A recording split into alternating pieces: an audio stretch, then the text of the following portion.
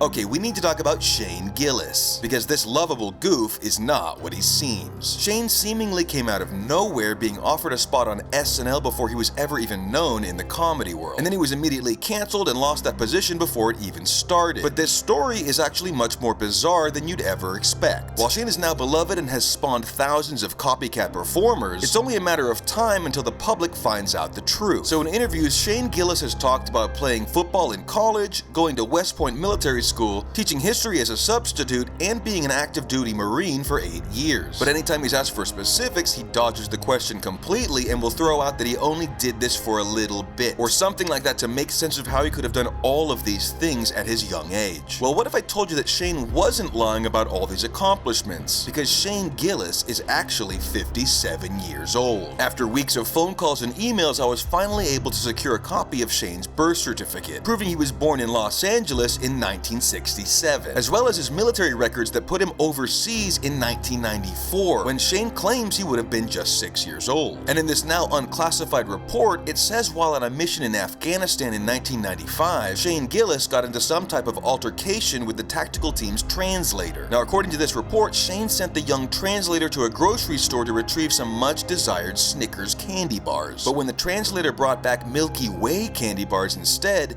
Shane exploded with anger and humiliated this poor lad in front of his entire village, telling him he'd rather eat poop than eat a Milky Way, and then allegedly forcing the translator to eat dog excrement as a punishment. Well, this young Afghan was the then unknown Osama bin Laden, and after this day, friends and family say he was never the same, but that's another story. Now back to Shane being 57 years old. When you take a step back and look, it becomes abundantly clear that Shane is in fact a 57-year-old man. I mean, he easily downs 25 Bud Lights in a row and isn't even drunk, loves studying history, and just look at his clothes. And Shane likes to point out that he looks partially Down syndrome, but that's just to distract you from what he doesn't want you to see. It's a complete red herring. So who the hell is this Shane Gillis? Well, Shane was in fact a high-up executive at Exxon for many years after his military service. And this guy did well for himself, running the entire Chinese division of the company. And Shane in fact lived in mainland China off and on for a full decade and speaks fluent Mandarin and Cantonese. And as we all know, this is why he got cancelled from SNL for speaking Mandarin with a Sichuan province accent, when he knows firsthand that the majority of people in China don't use this inflection. Now, Shane has worked hard to keep this a secret, but he actually used to be married in the early 2000s. And this is actually what got him into performing to begin with. You see, Shane's now ex-wife is the celebrated actress Cheryl Ling, who you probably know from hit movies like Rice Girl or My Redneck Neighbor. Now, apparently Shane and Cheryl got married back in China, and she was a relatively successful actress over there. So at some point, they decided to move to Los Angeles and try their hand at Hollywood. And it wasn't a huge risk because Shane's Exxon money gave them a huge cushion. But once they get involved in the local LA comedy scene, the relationship starts to strain. You see, Shane was a grateful and doting husband back in China where Cheryl was a big fish. But here in LA, Shane's loyalty was beginning to be tested. And within a year of living in Los Angeles, the couple get divorced. And this is the big shift for Shane. You see, before he was just a rich husband fronting his wife's dream. But now he was all alone and had to figure out what he really wanted. Well, the only friends he had in LA were comedians and actors, and after a while, Shane found himself on stage cutting up with his chums. And to no one's surprise, Shane was very funny. But he quickly learned that no one wanted to hear about an old man's complaints. So he started beginning his sets by saying, "Hey y'all, I know I look like this, but I'm actually 27 years old with a touch of Downs." And the crowd always laughed, but they also always believed it. And instead of seeing a 50-something-year-old, they thought they were watching an incredibly confident 27-year-old. And again, Shane was rich, so it's not like he was bilking the system to get somewhere. It seems like he was truly just having fun. So Shane accidentally found himself successful in comedy. What's wrong with that? Well, nothing except for the fact that he has to carry on this charade for the rest of his life. And some have even speculated that he never really stopped working for Exxon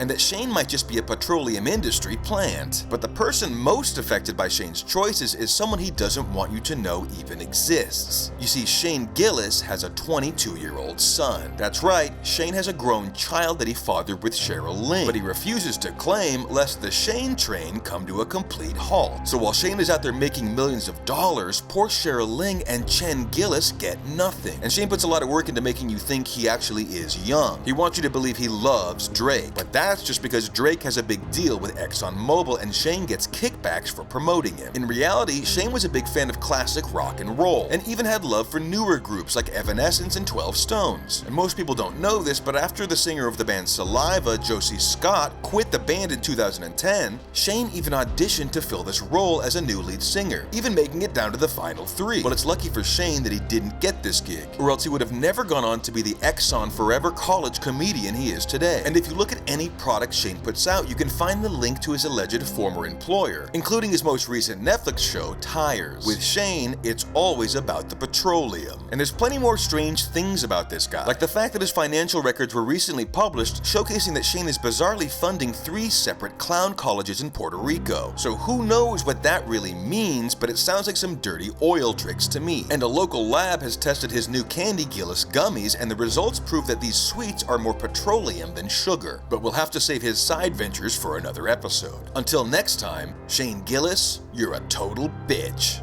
Okay everyone, I've been watching my house from the woods, and each night a fleet of black SUVs with Texas license plates pull up, and a slender figure wearing a puffy vest exits the car and peers through my house windows. It's clear the Austin Mafia wants to spread my head. Well, that's not gonna happen. I'll stay out in the woods as long as I have to bring TB justice to comedians large and small. TB Nation, I ask you to send this video to someone that you don't really like, and when they ask why you sent it, immediately block them.